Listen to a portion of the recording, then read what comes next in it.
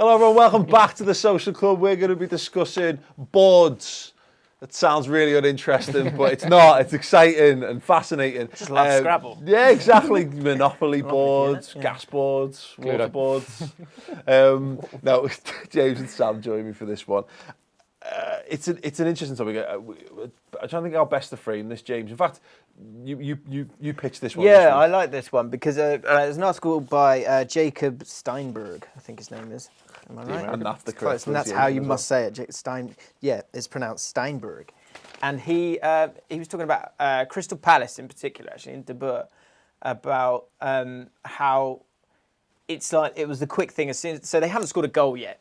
We've lost all 3 games, lost to Huddersfield 3-0 on the opening day. And what you've seen there is De Boer's come in and he wants to completely change the way that they're playing football. And so what it kind of got me thinking was, what they've done there is they haven't put in the sort of the structure in place for it to help him come in and do it. Especially you've got a manager who's coming in after the sort of managers before have been Warnock, Pulis, Holloway, Allardyce. Yeah. You know, it's so different.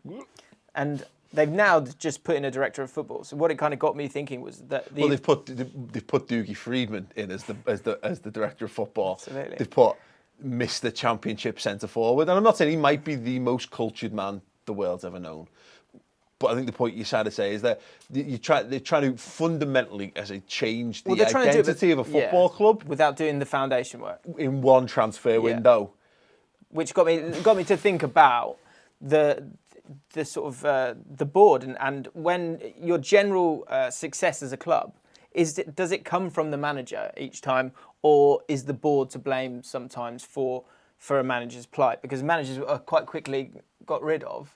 But you look at Southampton and you look at how well Watford have done. You look in the Championship, you see a team like a club like Brentford, and the structure that they have in place is so sort of consistent and thought through that it means that regardless of the manager, they're going to continue to be successful. The point isn't it, Sam, that the idea of a director of football is they are almost the guardians of the brand of football that your team plays, or the identity that team has. So the idea is you can chop and change your manager all you want, but the guys you get in, they come in and they pick up and they largely do this. And James says Southampton can sell their players season in, season out. They can change managers, but they are largely, you get the same style of football and they largely finish the same sort of place in the very league. Clear philosophy there. Yeah, Les Reed is the director of football there.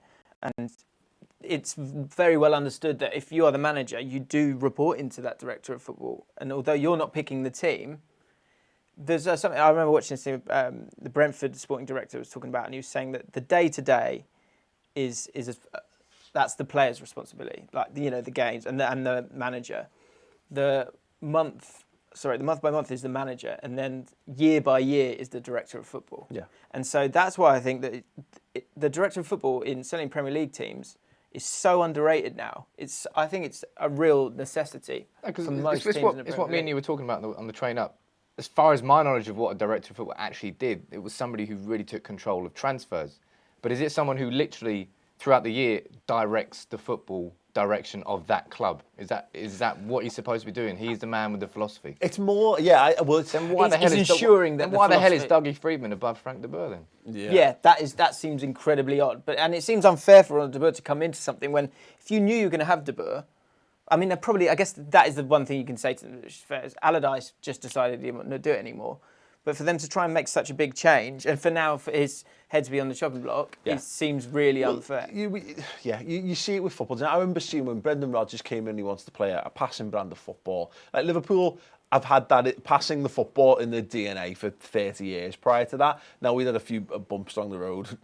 Roy Hodgson, you know what I mean? But who's linked with the Palace job? Christ almighty. But even then, the problem is we had to take time to get used to that. We came up against Arsenal very early on into that, and it was like boys against men. You know, they knew exactly how to do it. They've been doing it inside and out. It would take Liverpool time to get into the path of doing it. Whereas at Crystal Palace, there's a chance De Boer will get booted before he comes even close, and it makes you wonder, what was the point? And that's not his fault. Yeah. That's the owners, that's the board, that's the people who've chosen to put him in that position and not giving him the tools. Like, go on then, tell him to pass.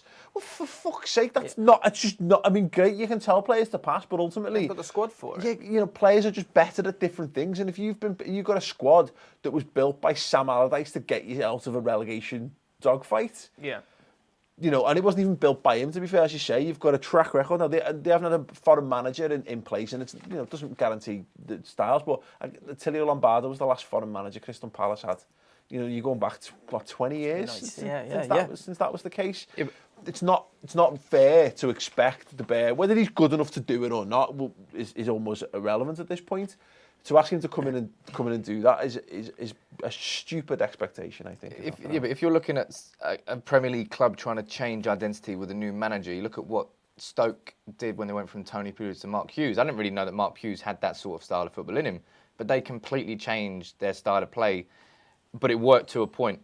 They plateaued, and then they've now gone skydiving the other way back down. It was what he did do. There was a mix. He still had a lot of those. Shawcross, Glenn Whelan, Crouch. He's still playing Crouch now. Still scoring, actually. But like, for example, with Arsenal now, I just think what you're seeing there is that he probably is. What's killing him is not having a director of football. That's his own decision. But that is his own decision. But there's a comment here from Doran's. Lee says Wenger is 50% to blame at Arsenal. He's stubborn, and I agree with that. And that's the problem. Yeah. It's like anything. We've said this before. He's not going to sack himself. He's not going to give himself a boss. If you've got total control over something, why would you ever give any of that up? Particularly when you're older and you're more entrenched in what you're doing and blah, blah, blah. You wouldn't ask for that level of upset. That's why I always say, it's why you get, if you're single for too long, if you live in the bachelor lifestyle and you're getting into your 40s, imagine all of a sudden having to share your space with someone and having to share all that stuff.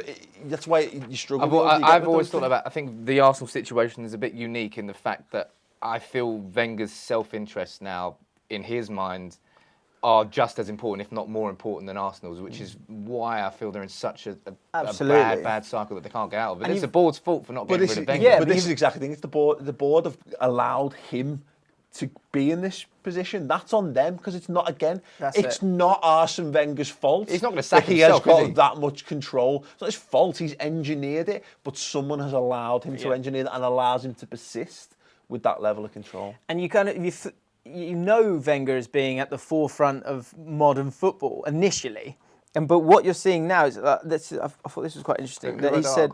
Jacob Steinberg. Cool, yeah. And he said that when asked about it, he said, I don't know about a director of football. He said, I don't know what it means. Is it somebody who stands on the road and directs the players left and right? And so he can't see the value in it. But what is, again, another good point is the fact... How could he possibly think it was that, by the way? Yeah, I don't think he does. I know he's obviously going for comedic effect for the start. Not very funny. Weak, yeah. Yeah, it's someone who films the football. Come on, Arsene. Play on director. There was more to it than that, surely. But yeah, and I just like this line. A director of football could have challenged Wenger's authority, forcing Arsenal out of their comfort zone.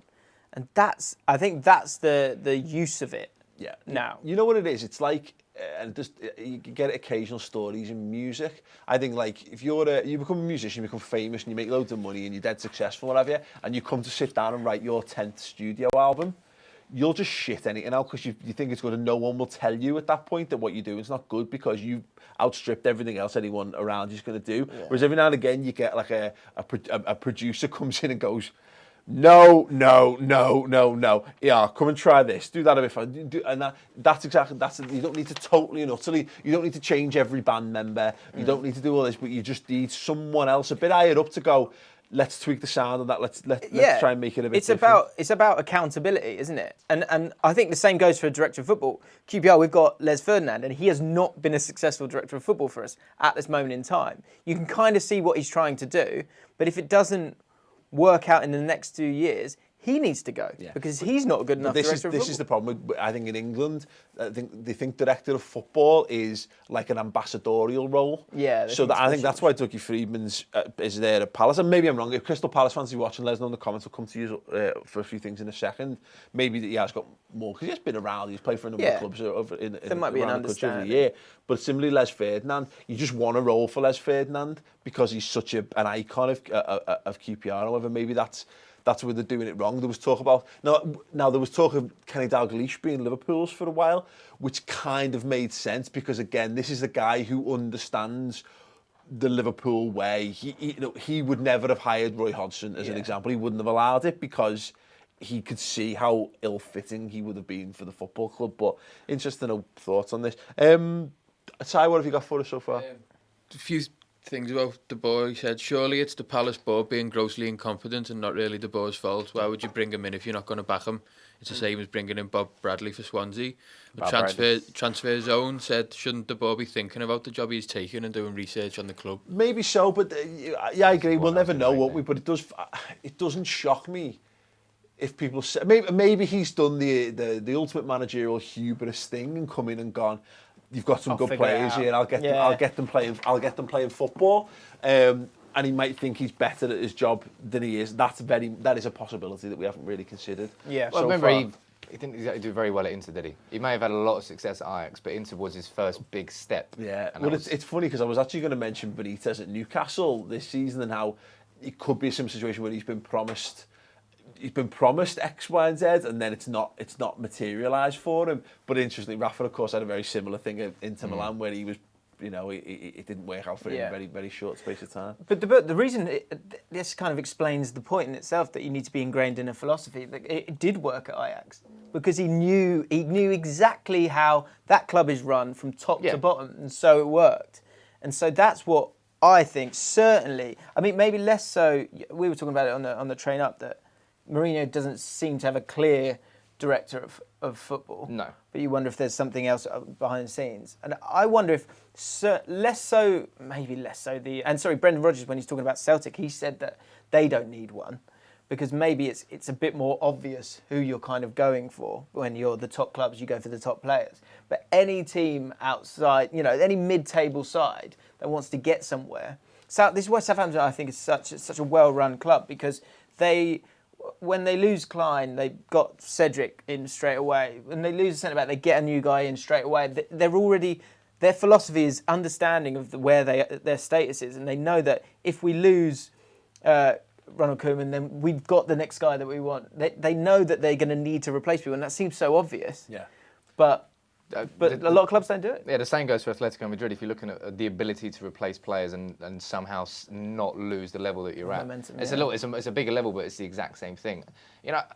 From me as a fan's perspective, I still don't really understand what director of footballers do at clubs and where the buck stops with the manager and the buck stops with, and that might be an issue in itself. That might need to be a bit more clarity. The problem you've got is that it's like in American sports, and I'm not great on American sports. That would be Chris's job. But you've got your manager or your head coach and your general manager, haven't you? Effectively, and the head coaches are left to what they should be, what they are specialists at is working with players on the training ground, picking the tactics, working on the system. Now, the problem is I think there's a mentality. The manager's just so revered in this country. Everyone talks about Clough and Shankly and Ferguson and all this kind of stuff. Whereas, inevitably, there's a fear of the director of football thing, and it probably is from managers as well because we all do it. You ever been in a job where someone new's coming above you and you like how you will work? Yeah. It's the same as anything. What if that person comes in and they're a total bellend and they totally disagree with you? Well, your job's all of a sudden up in the air because of this kind of thing, and you need synergy, and that's why putting a director of football in after you've already picked your manager is crazy. Yeah. That's what it looks like Palace have done. Yeah. And that's what it needs to follow. I don't quite know whether it's chicken and the egg. It might work to get a top quality manager and then find someone that they can really work with. But realistically, it makes sense to have someone who's going to be there for 10, 15 years in the director of football mode, who's got good context, forward thinking, and they choose what happens. And maybe that's what they're going for with Dougie Freedman, because he was at Crystal Palace a long, long time. And so again, he knows the club. You know, I've never met the guy. I don't know if he's got the intelligence to do the job well, but I just think you see it again. The other side of this this discussion is that how you can blame the board is with Kroenke, and you can see that it's not. Although Wenger's struggling right now, you look at the other clubs that he owns; they are all just awfully run. Yeah. I think it's the St. Louis Rams, which he just picked up and sent over to Los Angeles, and there's an NHL team as well called Colorado Avalanche, who have been like awful as long as he's owned them, because he's probably not had the ambition to do it. So there's a fine balance between sustainability and just having the ambition to put the money in. There's a few interesting comments. Marching on together, I presume, as a Leeds United fan, says Arsenal still miss David Dean, which is a great point. And Archie Kingham says Gazidis wanted Wenger out. Sai, have you got any more for us? Muji Barmedi said the problem with Steve Bold and the other backroom staff at Arsenal is that they're not allowed to speak because Wenger has so much control. There could be an interesting. It's interesting. Is it Winterburn who's been coming out this last week or two? I think he's been in a couple of places I've seen, and he's employed by the club. I don't know whether, let me know, Arsenal fans, what I think it's Winterburn, but he's been quite vocal in criticism of Wenger in the last week or so, which is very interesting. I do wonder if that's the first that we're starting to see. Like Ian Wright's been going, exactly. I was going to go to Ian about it, hasn't he? And he is such an ambassador. Well, as far as the fans are concerned, the fans listen to what Ian Wright has to say. Yeah, Archie Kingham says, well, the main problem is Kroenke, not more than Wenger. Si? Transfer Zone has just said, in the modern game, the well-run clubs have a director of football. Clubs like Dortmund, Seville, they sell the best players, but they're still relatively successful, and something goes on. I think it's tough because I think it breaks the conceit of what football is. If you're saying, like, when you talk about Southampton like that way, it's kind of depressing though, isn't it, when you think about it? Because you're saying, surely every club needs to be. I think we all need to drink the Kool-Aid that we keep our best players to improve, and we get better, and we challenge at the top end of tables, and we challenge for silverware and what have you. The problem is, of course, is that I think in some instances Real Madrid and Barcelona fucking ruin it for the rest of us, because we all look at that and see it a way that it could be. Yeah. But I'm not sure it can. I'm not sure it can be that way for Man United are probably lucky that you had the money and the success when you did it at the right time, that you can be one of those. We still lost players. I didn't want Stamps. I didn't want Beckham to go. I didn't want Van Nistelrooy to go. And I think this summer maybe this slightly changed right at the top, in that Real Madrid didn't get everything they wanted in the transfer window. Yeah. Barcelona didn't get everything they wanted. So maybe clubs, there was a slight parity, change of power there. But in terms of director of football, Arsenal have needed it for a long time, but until Wenger goes, it's his house. He knows all the rooms. He's decorated everywhere. Yeah. And he's not going to let anybody come in unless he literally... I don't know. When Wenger leaves is when Wenger decides to leave, and that shouldn't be... Don't touch the thermostat. I disagree, though, because it comes from the owner. It's their club, truly. That's the top of the hierarchy. But that's the problem. He's been there longer than... But you know what I mean? So what? Yeah, I know. Like, you know, if you go, that's the other thing. You see, like a club like West Ham, and David Sullivan, and he tries to get involved so much that it can be on the other side of it, and you haven't got the intelligence there. And you see the players that they're buying this year that on the surface of it, you think, oh, these might be decent players, but you've got a squad that hasn't got the balance that it needs because you're not doing it properly. In terms of Southampton, which I think you could see it as a little bit depressing, but the other side of it is if you're around there long enough, you'll get a League Cup final and you'll get the odd FA Cup final, and because that's all you're truly ever going to really get. It's the problem with the nature of the Premier League, isn't it? Yeah. It's why I think everyone loved the Leicester story, didn't he? Really, because it gives everyone hope that things can happen. But that's the problem, is that realistically, like same with Liverpool, it's tough because we've got the expectations of being one of the big clubs, whereas look at Dortmund, like the second biggest team in Germany. I know, technically it's Leipzig at the moment, but they're a selling club. They reach a player, they sell. They've got a model that turns over, but they are.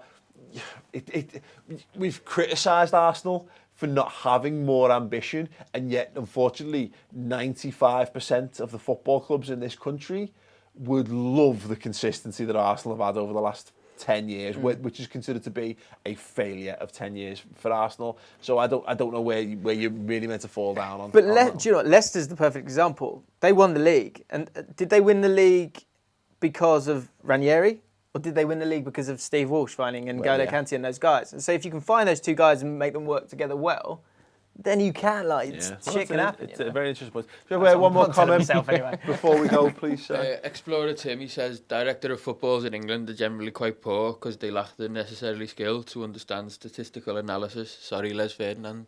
Yeah, maybe that's it. But that's it, that's the problem with it. People think they're very backwards thinking football clubs still. Even the progressive ones are still miles away from other sports. Cycling and NFL and all that. Les has done all his badges though. I would say that. Okay, good on him.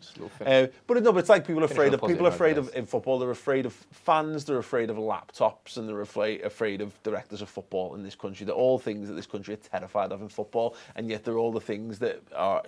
You get all those right, and you get all of those on side. That's what all the successful sports teams have got. Well, mate, as a final point, if you look at what Man City have done, they literally saw this Barcelona team dominate for a decade, and they said, right, we're going to bring in they've now got the director of football who was at Barcelona at that time. They've now got the manager who was there at the time. They've seen something that worked, and they've tried to mimic and replicate Exactly. it. They've built they're building themselves into being an elite club by putting the infrastructure in place first, and then making sure that they get the guys into, to follow it up. So very interesting stuff. And the wobble that Barcelona are having, it's a wobble, but Messi's probably in the under-13s right now, about to make his way through, and so it comes back around. Yeah, absolutely. Okay, thanks very much for interacting with the show. More to come today. We're going to be doing England. You know what? People know I'm not a massive fan of England, but I am a big fan of having a go at the things that they don't do well. That's the beauty of being English. 15 minutes of you winding me up. This is going to be. Whether Southgate and his England team can ever truly win over the fans, and can they go further than that? So do stay tuned for that. I'll be going live again in a few minutes' time. We haven't done so already. We crossed 60,000. We smashed through 60,000 subscribers. Bang! We kicked it back doors in on deadline day in particular as well. Subscribe to Ball Street for more Social Club live every single Monday. And gentlemen. Sorry. And subscribe to United People's TV, Red Men TV, Mates TV, and go and listen to the Great Touch for a Big Lad. Yeah, they got it right. Well. Great Touch TV. Get it.